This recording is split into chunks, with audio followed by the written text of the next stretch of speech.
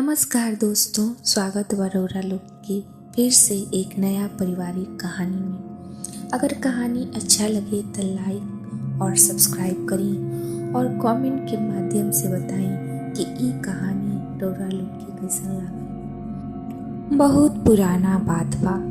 एगो गांव रहे मगनपुर। गांव के लोग बड़ा ही खुशहाल रहत रहन जा। सब जाति के लोग एक दूसरा के साथ मिलके शांति से रहत रहे। गांव के बगल में एगो सूखल नदी रहे जेकरा पार बबूल के जंगल रहे। ओ जंगल में एक चुड़ैल रहत रहे जो अक्सर एक रूपवती मेहरारू के वेश बना के नदी के आसपास रात में घूमत रहे। दिन के रोशनी में उ आपन असली रूप में रहत रहे और ओकर पैर पीछे के तरफ मुड़ल रहत रहे और आँख लाल लाल रहत रहे। बड़ा बड़ा उलझल बाल और नुकीला दांत। दिन में उ कोई मर्दाना के देखे तो ओकरा से उ खैनी और चूना मांगत रहे। उ नाक से बोलत रहे, खैनी दे, खैनी दे। अगर कोई ताबीज, अंगूठी, अस्त्र शस्त्र वाला आदमी मिले तो ओकरा के देख के चुड़ैल भाग जात रहे, काहे के धातु पास में रखे वाला आदमी पर ओकर जादू चल ना पावत रहे। उ अनजान मर्द के आपन बदलल रूप के जाल में फंसावत रहे और स्वयं के अबला बता के सहानुभूति लेत रहे। जब कोई ओकर चक्कर में पड़ जाए तो उ ओकरा के जंगल में कुछ घंटा खातिर ले जाए और ओइजा खून पी जात रहे। पिछला दिन कुछ छोट लइकन दतवन तुरे ओह जंगल में गइलसन तो ओइजा गंदा कपड़ा में उल्टा पैर और लाल आँख वाली चुड़ैल के देख के बेहोश हो गइलसन। चुड़ैल लइकन के बेहोश देख के बड़ा खुश भइल कि आज दिन में ही ताजा खून मिली। बच्चा के हाथ में चाकू रहे, ऐसे उ चाह के भी ओकरा पास जा ना सकत रहे। उ ई जान गइल कि लइकन अगर गइलसन त वापस ना आइलसन और दिन में उ रूप बदल ना सके। ऐसे उ पिछला 400 साल से लोग के मार के जो सिक्का, गहना इत्यादि जमा कइले रहे ओमे से कुछ सिक्का लइकन के आसपास फेंक देलस और अपने लुका गई।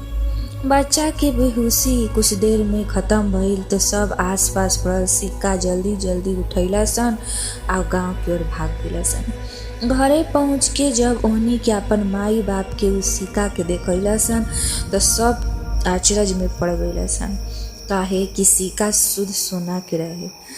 बच्चा के मुंह से चुड़ैल के बात सुन के सब समझ गइलसन कि ई चुड़ैल के ही करिस्तानी ह। ऐसे कोई जंगल लौट के ना गइल।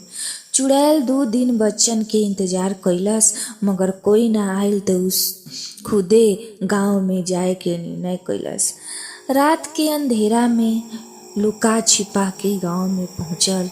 सब के खिड़की से झांक झांक के देखत रहे। जाड़ा के दिन रहे, ऐसे सब रजाई में दुबकर रहे। ओकरा लइका के बारे में पता ना चल पावत रहे। उ तब बाहर सूखे खातिर दिल कपड़ा के देखलस जे कि शाम में कोई ना उठैले रहे त ओकरा लागल कि लगभग 10 गो लइकन बाड़सन।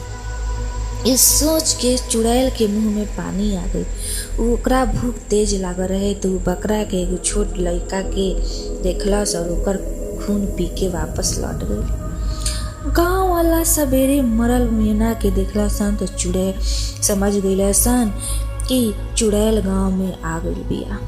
चुड़ैल से बाँचे खातिर सब आपन लइकन के कमर में काला धागा और लोहा के छाला बांध देलसन। अब चुड़ैल रोज रात के आवे और केहू ना केहू मेमना के खून पी जात रहे।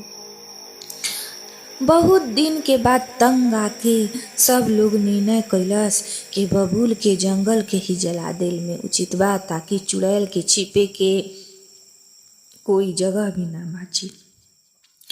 लोग तलवार, भाला, तेल और माचिस लेके नदी के किनारे खड़ा हो गईल और सब जंगल में आग लगा देलसन। थोड़े देर में आग प्रचंड स्वरूप धारण कर लेलस और लोग के चुड़ैल के चिल्लाए के आवाज सुनाई देवे लागल। बबूल के जंगल जल के साफ हो गईल त नदी में एकाएक पानी भी भर आईल। लोग बबूल के जंगल के जगह पर आम, लीची आदि फल के पेड़ लगा देलस। नदी में अब पानी भरा रहत रहे, जेकरा से लोग के सिंचाई करे में भी सुविधा होत रहे। पूरा जंगल में अब कोयल, पपीहा, चिड़िया के आवाज हमेशा आवत रहत रहे। कुछ लोग कहत रहन कि चुड़ैल जल के मर गईल त कुछ कहे कि वो ओजा से भाग गईल, मगर कुछ कहत रहसन कि ऊ अभियो जमीन के खजाना के साथे छिपल बिया और आपन बबूल के जंगल के फिर से उगे के इंतजार करतिया। दादाजी जब मनीष और शुभम दुन्नो के ई कहानी सुनैलन त दुन्नो दादाजी के जोर से पकड़ लेलसन। दादाजी हंसते हुए कहलन कि तुही लोग त कहत रह जा कि भूत की कहानी सुनई, हम चुड़ैल के कहानी सुनैनी, हकीकत थोड़े है। तब जाके दुन्नो दादाजी के बाँह छोड़लसन। मनीष के अपन मूर्खता पर हंसी आवत रहे। मनीष के हंसता देख के शुभम के भी डर अब खत्म हो गई, लेकिन अभी भी दुनों अगर पेशाब करे खातिर घर के पीछे जालसन तो दौड़ के भजालसन। दोस्तों, ये कहानी एजे समाप्त होता। अगर कहानी अच्छा लगे तो लाइक करें, सब्सक्राइब करें और कमेंट के माध्यम से ज़रूर बताएं कि ये कहानी रौरा लोग के कैसन लागल। धन्यवाद।